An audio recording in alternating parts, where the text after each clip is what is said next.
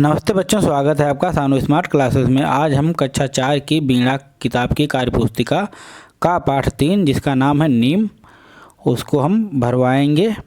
तो सभी बच्चे मेरे साथ भरिए। तो जैसे लिखा है कविता की बात। प्रश्न नंबर 1 है, निम्नलिखित वृक्षों के चित्रों को पहचानिए और उनके नाम लिखिए। तो ये आम का पेड़ है, तो मैंने आम का नाम लिख दिया है यहाँ पर। फिर ये वाला पेड़ अमरूद का है, तो अमरूद मैंने लिख दिया इसके सामने। ये नीम का पेड़ है और ये जामुन का पेड़ है, इसलिए हमने जामुन इनके सामने लिख दिया है। आप लोग भी जामुन भर लीजिए। अब प्रश्न नंबर 2 है, अपने परिवेश के किन्हीं 5 पक्षियों के नाम लिखिए। तो हमारे परिवेश मतलब हमारे आसपास जो पक्षी पाए जाते हैं। तो जिससे हमारे आसपास कौवा पाया जाता है, कबूतर, तोता, चिड़िया को गौरैया भी कहते हैं, और बगुला। तो मैंने 5 पक्षियों को लिख दिया है। आपके इधर कोई दूसरा पक्षी भी हो सकता है, तो उसका भी नाम लिख सकते हैं। अब प्रश्न है खा वाला, नीचे दिए गए सही वाक्यों के सामने सही का निशान तथा गलत के सामने गलत का निशान लगाओ। तो एक है, जैसे नीम का पेड़ छाया देता है, तो बिल्कुल सही है। नीम के पेड़ पर झूला नहीं पड़ सकता है, तो ये गलत है, पड़ सकता है। नीम के पेड़ पर भी पक्षी घोंसला बनाते हैं, तो बिल्कुल सही है। नीम का स्वाद कड़वा होता है, ये भी बिल्कुल सही है। फिर प्रश्न नंबर गा है, अधोलिखित पंक्तियों में रिक्त स्थान की पूर्ति कीजिए। तो ये कविता से आपको देख कर के भरना है। जैसे चिड़िया, कौवा, तोता सबसे अपना नेह जताता नीम, चले प्रदूषित वायु कभी तो उसको शुद्ध बनाता नीम। तो इस तरह से मैंने भर दिया है। अब प्रश्न नंबर घ है, नीम के 4 औषधीय गुण लिखिए। तो पहला मैंने लिखा है, नीम के पत्ते त्वचा रोग को दूर करने में सहायक होते हैं। दूसरा है, नीम की दातुओं से दांत स्वस्थ रहते हैं। नंबर 3 है, नीम के पत्ते घाव भरने में मदद करते हैं। नंबर 4 है, नीम के पत्ते मच्छरों को भगाने में सहायक हैं। या तो आप लिखना चाहो तो लिख सकते हैं कि त्वचा रोग में, रक्त साफ करने में, दातून के लिए या दांतों के लिए, और कीटाणुनाशक के रूप में नीम की पत्तियों का प्रयोग किया जाता है। अब प्रश्न नंबर 3 है,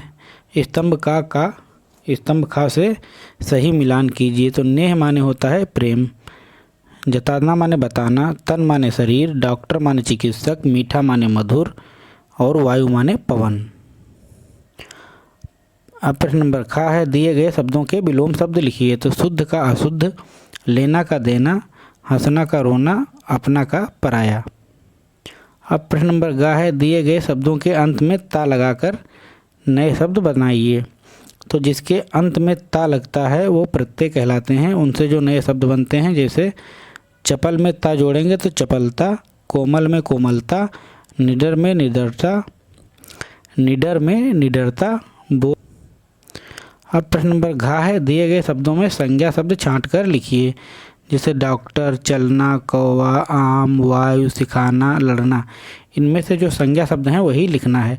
तो जैसे डॉक्टर हो गया संज्ञा, कौवा हो गया, आम हो गया, और वायु हो गई।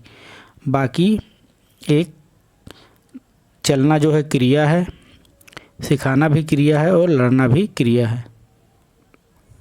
अब प्रश्न नंबर 4 देखिए, दिए गए शब्दों में स्त्रीलिंग शब्द छांट कर लिखिए। हाथी, घोड़ी, लड़की, बैल, कुत्ता, मैना, गाय, पेड़। इनमें से स्त्रीलिंग लिखना है। तो जैसे घोड़ी एक स्त्रीलिंग शब्द है, मैना भी स्त्रीलिंग है, लड़की है, और गाय भी स्त्रीलिंग है। तो मैंने छांट कर चारों लिख दिए हैं। अब प्रश्न नंबर खा है, दिए गए शब्दों में से क्रिया शब्द पहचान कर लिखिए। क्रिया माने जो करना होता है, जो काम होता है, उसी को क्रिया कहते हैं। तो जैसे नीम, गाय, जताता, चलता, रखना, अपना, और पानी। इनमें से क्रिया शब्द हमको लिखना है। क्रिया मतलब जिसमें कुछ काम होने का बोध होता है, उसे हम क्रिया कहते हैं। तो जैसे जताता ये क्रिया है, चलता क्रिया है, रखना क्रिया है, और इसमें क्रिया नहीं है। बाकी जैसे नीम, गाय संज्ञा हो गई, अपना जो है सर्वनाम हो गया, पानी एक संज्ञा हो गई। तो इसमें 3 ही क्रियाएं हैं, तो 3 मैंने लिख दी हैं। अब प्रश्न नंबर ग में आ से बनने वाले 4 शब्द लिखिए। तो जैसे आ धन मर तो हो जाएगा अमर। उसी तरह आ धन जय अजय, आ धन सफल असफल, आ धन धर्म अधर्म, आ धन सत्य असत्य। अब प्रश्न नंबर 5 में है उचित विराम चिन्ह लगाकर वाक्य को रिक्त स्थान में लिखिए। तो नीम ने करेले से कहा, भाई तुम मेरे ऊपर क्यों चढ़ते हो? करेले ने मुस्कुराकर उत्तर दिया। तो इसमें कहीं पर भी विराम चिन्ह नहीं लगे हैं, हमको विराम चिन्ह लगाकर लिखना है। तो जैसे मैंने लिख दिया है नीम ने करेले से कहा, तो यहाँ पर अल्प विराम मैंने लगाया है। फिर डबल इन्वर्टेड कामा लगाए गए हैं, उद्धरण चिन्ह लगाए गए हैं। भाई तुम मेरे ऊपर क्यों चढ़ते हो? प्रश्नवाचक चिन्ह और अवतरण चिन्ह बंद किया गया है। फिर करेले ने मुस्कुराकर उत्तर दिया, ये विवरण चिन्ह मैंने लगा दिया है। तो इस तरह से आप लोग भर लीजिए। फिर प्रश्न नंबर खा है डॉक्टर रोगियों की चिकित्सा करके सहायता करता है, इसी प्रकार 4 लोगों के कार्य लिखो। तो जैसे किसान है तो खेत में अनाज और सब्जियां उगाता है। और शिक्षक क्या है? बच्चों को शिक्षा देता है या पढ़ाता है। राजगीर ईंट सीमेंट से घर या इमारत बनाता है। प्लम्बर क्या काम करता है? नल और पानी के पाइप को ठीक करता है। प्रश्न नंबर ग है अपने परिवेश के 4 औषधि पौधों के नाम लिखिए। तो मैंने लिख दिया है नीम, तुलसी, पुदीना और एलोवेरा। फिर प्रश्न नंबर 6 है दिए गए पेड़ों की पत्तियों के आकार का मिलान कीजिए।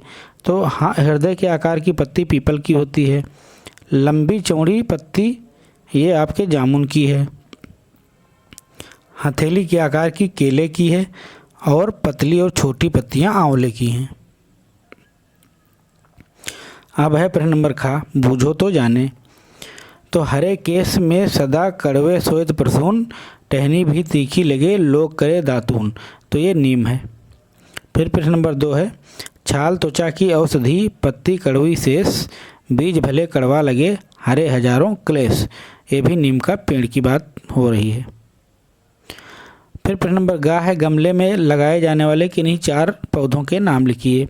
तो तुलसी गमले में लगती है, पुदीना, एलोवेरा और मनी प्लांट जो है मनी प्लांट जो है गमले में लगाए जाते हैं।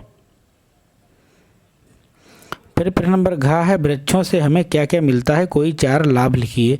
तो वृक्षों से हमें फल मिलता है, फूल मिलते हैं, लकड़ी मिलती है और ऑक्सीजन गैस मिलती है जिसके द्वारा हम सांस लेते हैं।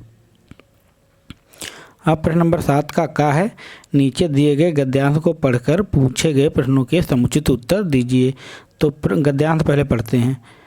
एक पिता ने पुत्री के जन्मदिन पर नीम का पौधा लगाया। जब तक बेटी सयानी हुई तब नीम का पौधा भी पेड़ बन गया। विवाह के बाद जब बेटी ससुराल जाने लगी तब पिता ने नीम के पेड़ को सुरक्षित रखने का वचन लिया। इसे देखकर नीम का पेड़ बहुत ही हर्षित हुआ। प्रश्न नंबर 1 है पिता ने किसके जन्म दिवस पर नीम का पेड़ लगाया? तो अपनी पुत्री या बेटी के जन्म दिवस पर। फिर प्रश्न नंबर 2 है नीम का पौधा नीम का पेड़ कब बना? तो जब बेटी सयानी हुई तब। अब प्रश्न नंबर 3 है रेखांकित वाक्यांशों का भावार्थ लिखिए। जैसे इसे देखकर नीम का पेड़ बहुत हर्षित हुआ, इसी का भावार्थ लिखना है। इसका भावार्थ यह है कि जब बेटी ने ससुराल जाते समय पिता से नीम के पेड़ की रक्षा का वचन दिया तो पेड़ बहुत खुश हुआ था। अब प्रश्न नंबर 4 है गद्यांश का उचित शीर्षक लिखिए। तो हमने लिख दिया है पिता का उपहार। आप कुछ दूसरा शीर्षक लिख सकते हैं। फिर प्रश्न नंबर 7 का खा है नीम के चबूतरे के 4 उपयोग बताइए। तो बैठने और आराम करने के लिए, बातचीत और पंचायत करने के लिए, बच्चों के खेलने के लिए और फेरी वालों के सुस्ताने के लिए चबूतरे का प्रयोग किया जाता है। तो इस प्रकार से मैंने पाठ 3 जिसका नाम था नीम उसको हमने बहुत ही आसान भाषा में भरा दिया है। अब आप लोग उसको भर लीजिए और याद करिए। धन्यवाद।